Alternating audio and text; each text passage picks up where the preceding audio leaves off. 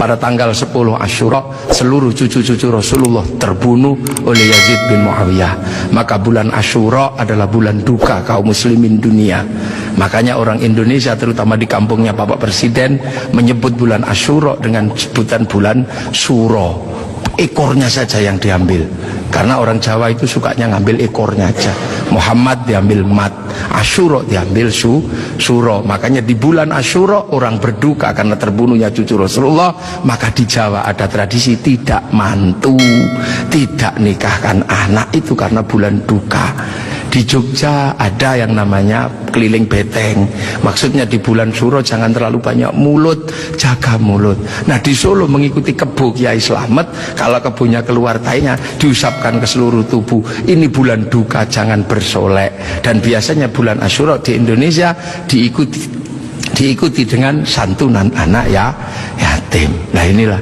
Dan dari situ terus Islam bergerak, makanya monumen-monumen itu lahir Sayyid Ali Zainal Abidin. Lah Sayyid Ali Zainal Abidin kemudian bergeser, punya anak Sayyid Muhammad Baqir, menjauh punya anak Sayyid Ja'far Shadiq, menjauh diteruskan sama Sayyid Ali Uraidi, menjauh diteruskan sama namanya Sayyid Muhammad, diteruskan Sayyid Ubaidillah, teruskan Sayyid Isa Naqib, diteruskan sama Sayyid Ahmad Al-Muhajir, teruskan Sayyid Alwi, teruskan Sayyid Muhammad, teruskan Sayyid Alwi, diteruskan namanya Sayyid Ali Khalid Qasam, teruskan putranya namanya Sayyid Ahmad Sohib Mirbat, teruskan namanya Sayyid Alawi Amil Faqih, punya anak Sayyid Abdul Malik sampai Mongolia, punya anak Sayyid Ahmad Jalaluddin sampai Campa, punya anak Sayyid Muhammad sampai Pase, dan punya anak Sayyid Jamaluddin Al-Husaini Al-Kabir sampai tanah Nusantara di pedalaman, yang kemudian karena turunnya di Jawa, Sayyid Jamaluddin Al-Husaini Al-Kabir, orang Jawa punya Hono Coroko, maka kemudian di Jawa dikenal dengan nama Syekh Jumadil Kubro. Dan disitulah kemudian Islam ketemu dengan kebudayaan peradaban Nusantara. Nah inilah tonggak Makkah ini yang akhirnya menjadi penjelasan, oh ternyata Makkah sini geser di sini. Dan kemudian kita diingatkan bahwa Syekh Jumadil Kubro punya anak namanya Said Ibrahim pindah Palang Tuban sana, punya anak namanya Raden Rohmat Sunan Ampel. Nah ini yang kemudian bangun peradaban baru di Nusantara. Syekh Jumadil Kubro punya murid namanya Samsuddin pindah Jawa Barat, dikenal dengan nama Syekh Kuro, punya murid namanya Datuk Kahfi pindah Cirebon, punya murid namanya Syarif Hidayatullah Sunan Gunung Jati. Nah inilah baru kita kemudian menemukan titik sini. Nah pertanyaan-pertanyaan besarnya inilah yang akhirnya kemudian menjadi penjelasan. Lantas bagaimana kita mengikuti Rasulullah di tempat yang jauh ini?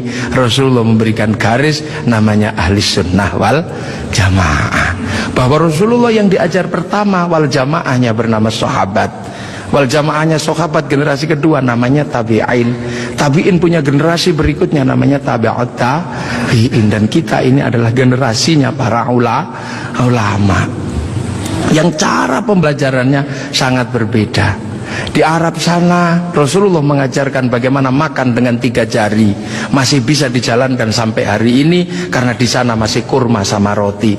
Begitu sampai di Nusantara sudah tidak kurma dan tidak roti, tapi sudah soto, maka makan dengan 3 jari sudah bukan sesuatu yang mudah. Di sana kurban pakai unta, di sini tidak lahir unta tapi lahir kerbau sama sapi. Karena terlahir kerbau sama sapi, maka jangan memaksakan diri kurban pakai unta, nanti ditangkap oleh polisi karena nyuri untanya kebun raya Bogor. Ini di sana masih bisa pakai jenggot dengan utuh, tapi di sini rasnya adalah ras Mongoloid, sudah tidak punya jenggot. Inilah maka ulama-ulama awal yang datang ke sini tidak pernah ribut masalah simbol-simbol yang tidak bisa dilakukan oleh orang Indonesia. Nah sekarang ini tugas pemerintah, karena banyak orang yang kemudian lupa kedudukan itu, kemudian memaksakan menjadi orang dipaksa langsung ikut seperti Rasulullah. Nah ini yang harus kita pahami, bahwa kita ini berkedudukan sangat jauh. Quran saja berbeda-beda ketika mengajarkan. Di awal Rasulullah Quran tidak ditulis. Kenapa? Karena sahabat apal Quran. Orang apal tidak perlu menulis. Saya apal wajah istri saya, nggak pernah bawa fotonya kemana-mana, karena saya apal. Makanya ibu-ibu yang fotonya dibawa kemana-mana jangan seneng dulu. Jangan-jangan karena belum apal. Lalu kemudian setelah Rasulullah meninggal, sahabat nulis Quran.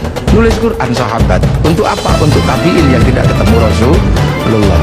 Tiba-tiba generasi sahabat meninggal, tabiin mengajar bawahnya. Qurannya sahabat terlalu pinter, cuma lungki-lungki kayak cacing gitu aja. Maka kemudian dikasih titik oleh Abul Aswad Ad-Du'ali. Disebar lagi, generasi pertamanya hilang, titik-titik gak cukup, maka dikasih fathah, kasroh, dhamma atau syakal. Yang ngasih syakal Syekh Khalil bin Ahmad Al-Farahidi.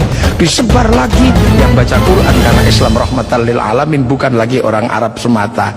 Orang Andalusia baca Quran wadduha, keliru menjadi wadduhe. Ini. Nah, orang Turki mustaqim, mustaqim. Masuk ke Indonesia dibaca oleh orang Padang lakanud, keluarnya lakanui. Karena orang Padang kalau bilang Muhammad, Muhammad.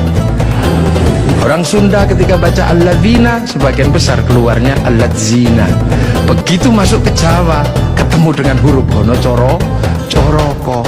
Alhamdu karena punyanya ko, gak punya huruf ha, maka alhamdu menjadi alkamdu, al-fatihah menjadi al-fatihah. Ini itu.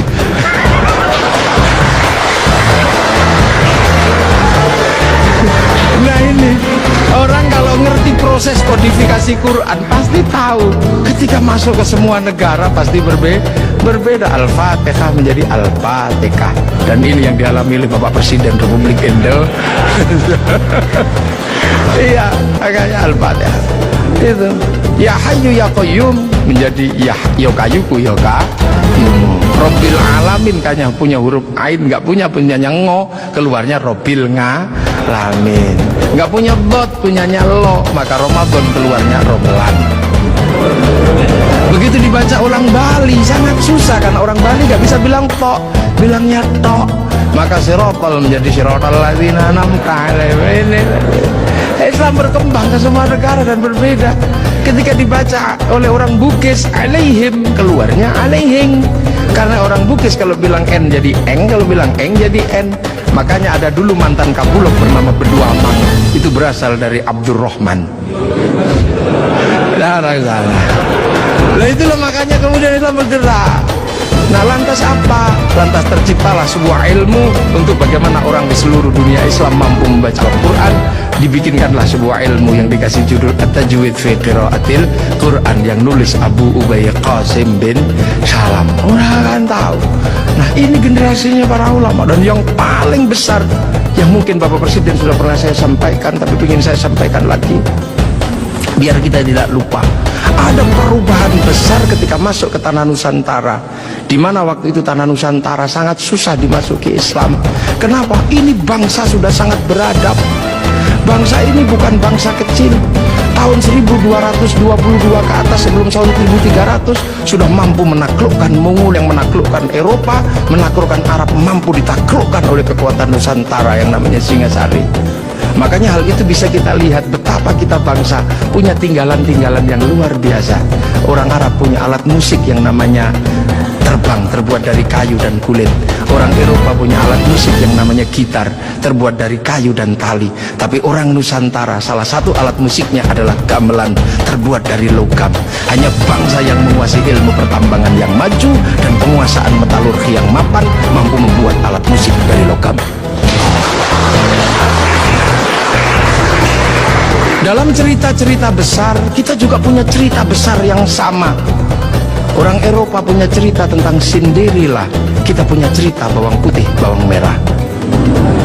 Orang Eropa punya Samson, orang Arab punya Sam'un, kita punya Badung Bondowoso, kita punya Sangkuriang, kita punya Sipahit Lidah.